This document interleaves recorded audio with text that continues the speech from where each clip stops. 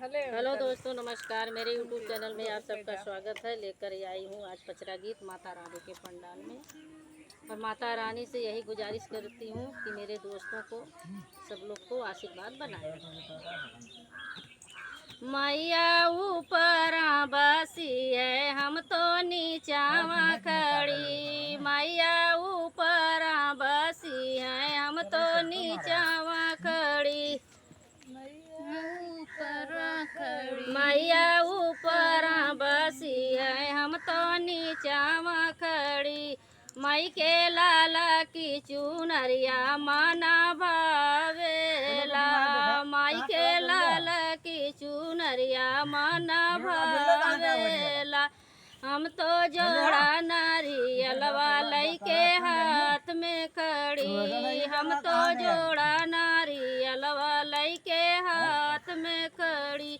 मैया ऊपर बसी है, हम तो नीचावा खड़ी। मैया ऊपर बसी है, हम तो नीचावा खड़ी।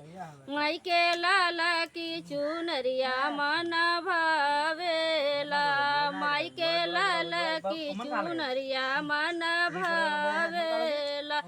हम तो जोड़ा नारियलवा लइके हाथ में खड़ी। मैं तो जोड़ा गजड़वा लइके हाथ में खड़ी।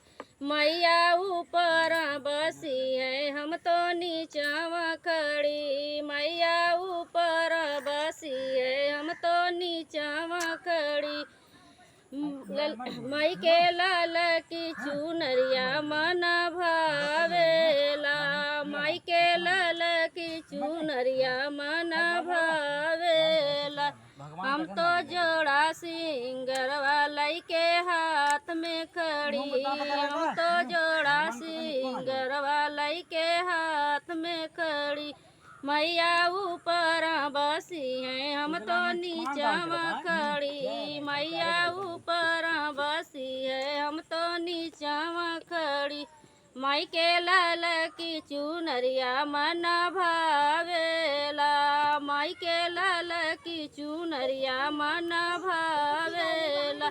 हम तो जोड़ा बिरउआ लइके हाथ में खड़ी। हम तो जोड़ा बिरउआ लइके हाथ में खड़ी। मैया ऊपर बसी है, हम तो नीचावा खड़ी। मैया ऊपर बसी है, हम तो नीचावा खड़ी।